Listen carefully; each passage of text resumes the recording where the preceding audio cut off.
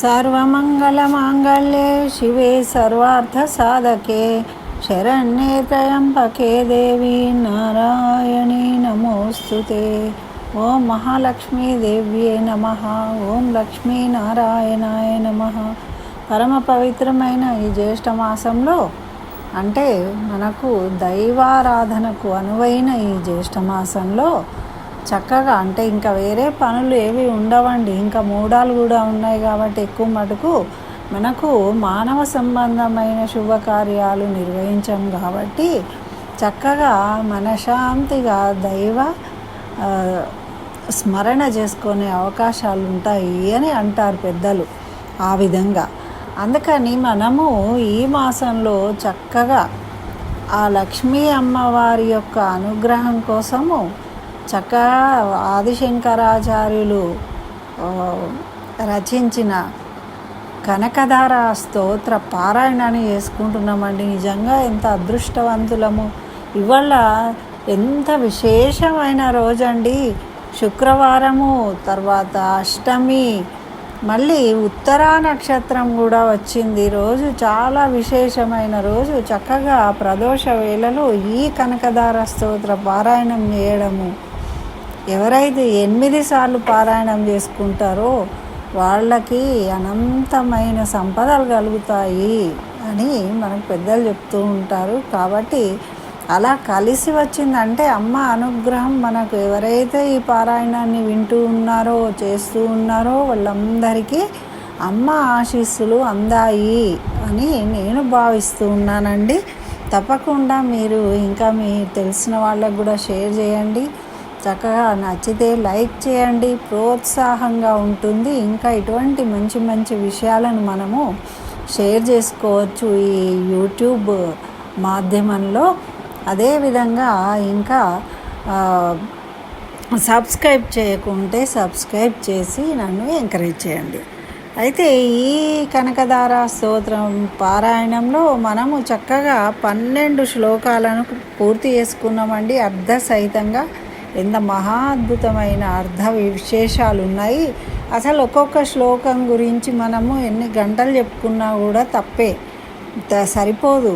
కానీ మనము కేవలము పారాయణ నిమిత్త మాత్రంగా ఈ అర్ధ విశేషాలను తెలుసుకుంటున్నాం కాబట్టి చక్కగా అందరూ వీలైనంతగా మనం తెలుసుకున్న మంచి విషయాలు నేను పాటించి నేను చేసి ఫలితాన్ని పొందినయే మీకు షేర్ చేస్తున్నానండి. అలాగే మీరు ఫలితాన్ని పొందండి, మీరు ఇతరులకు షేర్ చేయండి.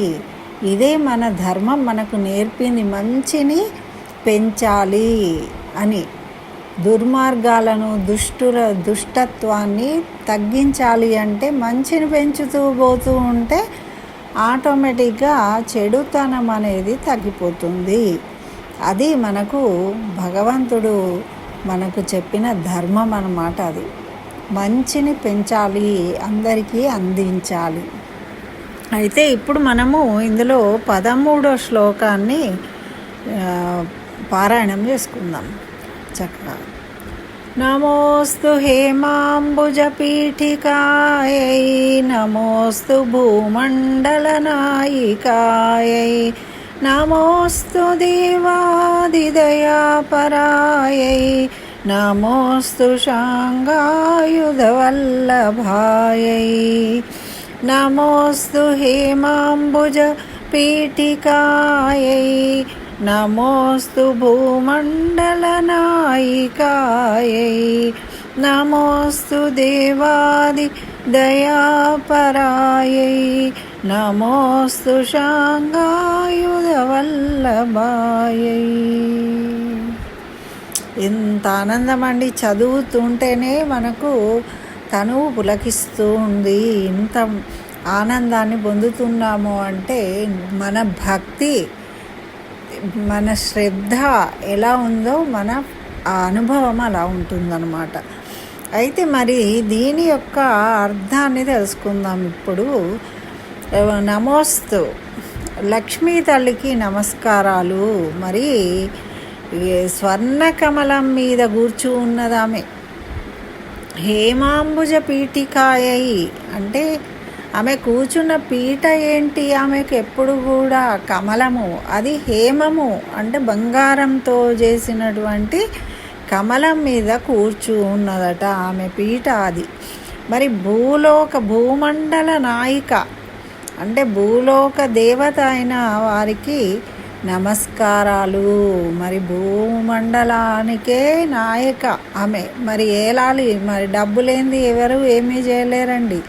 సంపదలు లేకుంటే ఇంద్రుడే ఏం చేయలేక పారిపోయాడు, ఎక్కడనో దిక్కుతోచక తిరిగాడు. మళ్ళీ అమ్మను క్షీరసాగర మదనంలో అవతరింపజేస్తేనే అందరికీ తిరిగి సంపదలు కలిగినాయి. మరి నారాయణుడికి శక్తి వచ్చింది. అమ్మ లేనిది నారాయణుడు కూడా ఏం చేయలేడు.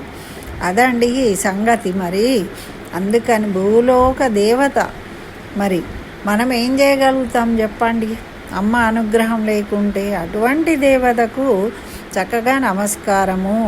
మరి దేవతలపై దయ చూపి తన కరుణను కురిపించేవాడికి నమస్కారము.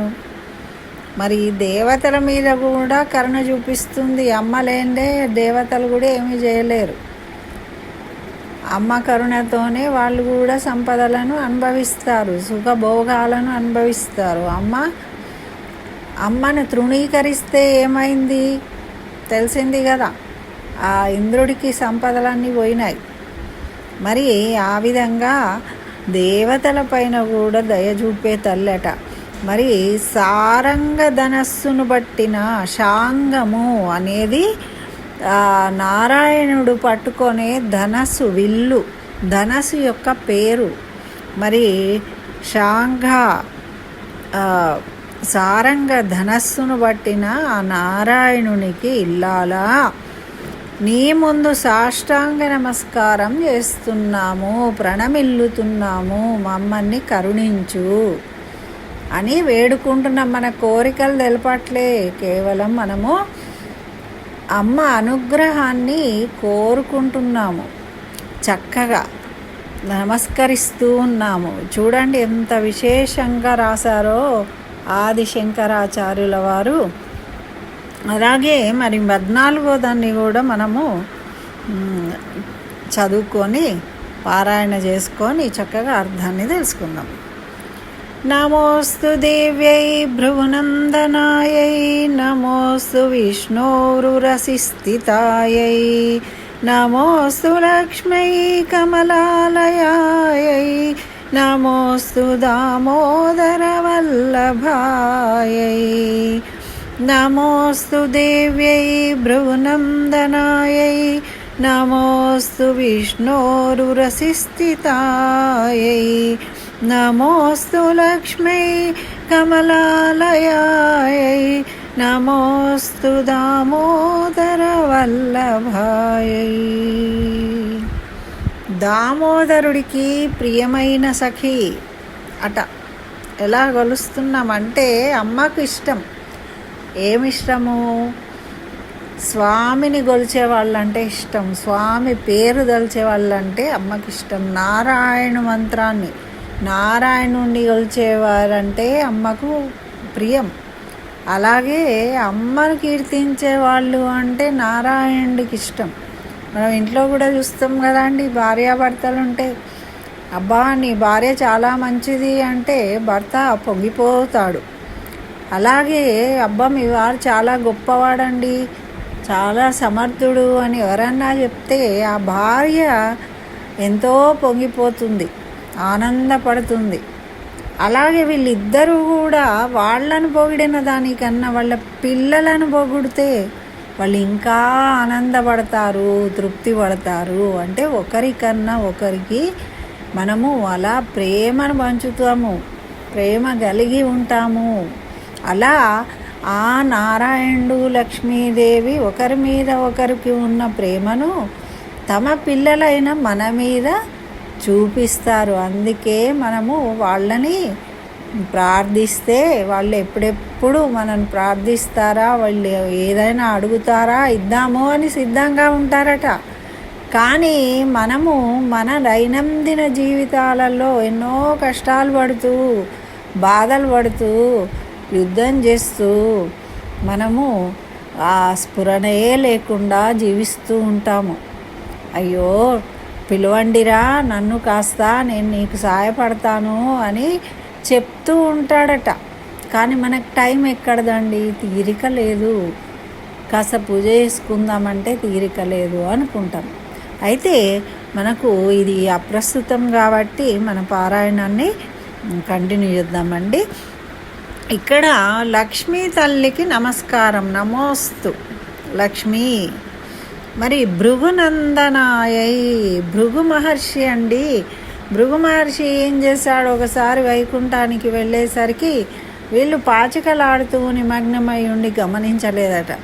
గమనించకుంటే ఆ భృగు ఏం చేసిండు, కోపంతో ఆ నారాయణుని ఛాతీని కాలుతో అన్నాడట.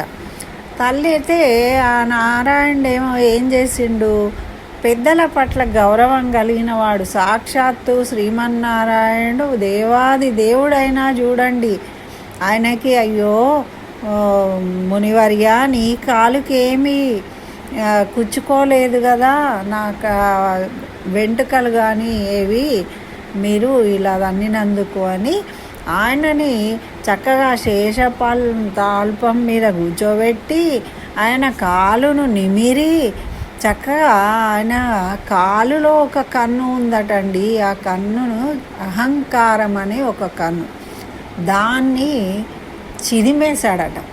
అట్లా మనను బాగు చేస్తాడు నారాయణుడు.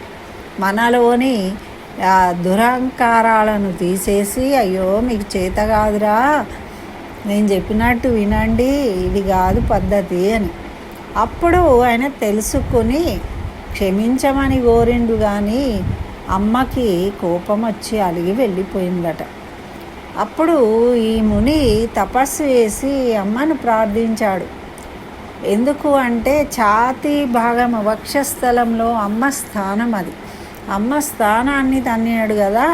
మరి మీరేమో నాకు గౌరవం ఇయ్యని ఆ మునికి మర్యాదలు చేసిండ్రు, సత్కరించిండ్రు, కాబట్టి నేను ఉండలేను అని వెళ్ళిపోయింది.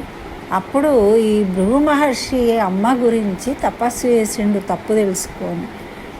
ఆయన తపస్సుకు మెచ్చి తల్లి కదండి కరిగిపోయి ప్రత్యక్షమైందట. ప్రత్యక్షమైతే నువ్వు నా కూతురుగా జన్మించాలి అని కోరుకున్నాడు. ఆయనకి కూతురుగా అవతరించింది. అందుకే భృగు మహర్షి కూతురు కాబట్టి భార్గవి, ఆమె పేరు భార్గవి అయింది. అప్పుడు శ్రీమన్నారాయణుడికి ఇచ్చి వివాహం చేసిండు. అట్లా అట్లా కరుణిస్తారు అది దంపతులు. అట్లా భృగు ముని యొక్క కుమార్తె అయిన వారికి నా ప్రార్థనలు చేస్తూ ఉన్నాను. ఓ భృగు మహర్షిని ఎలా నువ్వు కరుణించావో నాకు తెలుసమ్మా, కుమార్తెపై అలాంటి కరుణ కలిగిన నిన్ను నేను అని గుర్తు చేస్తున్నారు ఆదిశంకరాచార్యులు. మరి మహావిష్ణువు యొక్క విశాలమైన వక్షస్థలమును అలంకరించు దానవు నువ్వు. విశాలమైన వక్షస్థలమట అంటే మగవాళ్ళకి వక్షస్థలం అనేది విశాలంగా ఉండడం అనేది గొప్పతనం. అయితే అటువంటి విశాలమైన వక్షస్థలంలో ఆ హృదయంలో ఎడమవైపు అమ్మవారికి స్థానం అన్నమాట. అటువంటి ఆ స్థానాన్ని అలంకరించిన మహాలక్ష్మి మరి పద్మం మీద కూర్చున్న వ్యక్తికి, మరి అమ్మ ఎప్పుడైనా పద్మాసిని పద్మం మీదనే కూర్చుని ఉంటుంది. అటువంటి లక్ష్మీదేవికి నమస్కారాలు. మరి నువ్వెవరు? దామోదరుని ఇల్లాలు, దామోదరుని యొక్క భార్య అయిన ఆ మహాలక్ష్మికి నేను నమస్కరిస్తున్నాను అంటే చూడండి, అడ్రస్సింగ్ చేయడం అన్నమాట. నువ్వు అప్పుడు వాళ్ళని కరుణించావు, ఇప్పుడు వీళ్ళని కరుణించావు, అప్పుడు అలా చేసావు, కాబట్టి మమ్మల్ని కూడా కరుణించు తల్లి అని చెప్పడం ఎంత విశేషంగా ఉందండి. ఈ శ్లోకం కూడా చాలా బాగున్నాయి కదా. మళ్ళీ ఒకసారి ఈ శ్లోకాలు చదవాలనిపిస్తుంది. నమోస్తు హేమాంబుజపీఠికాయై నమోస్తు భూమండలనాయికాయై నమోస్తు దేవాదిదయాపరాయై నమోస్తు శాంగాయుధవల్లభాయై నమోస్తు దేవ్యై భృగునందనాయై నమోస్తు విష్ణోరురసిస్థితాయై నమోస్తు లక్ష్మీ కమలాలయాయై నమోస్తు దామోదర వల్లభాయై. ఓం మహాలక్ష్మీదేవ్యే నమః. స్వస్తి. జై శ్రీమన్నారాయణ. సర్వం శ్రీకృష్ణచరణారవిందార్పణమస్తు.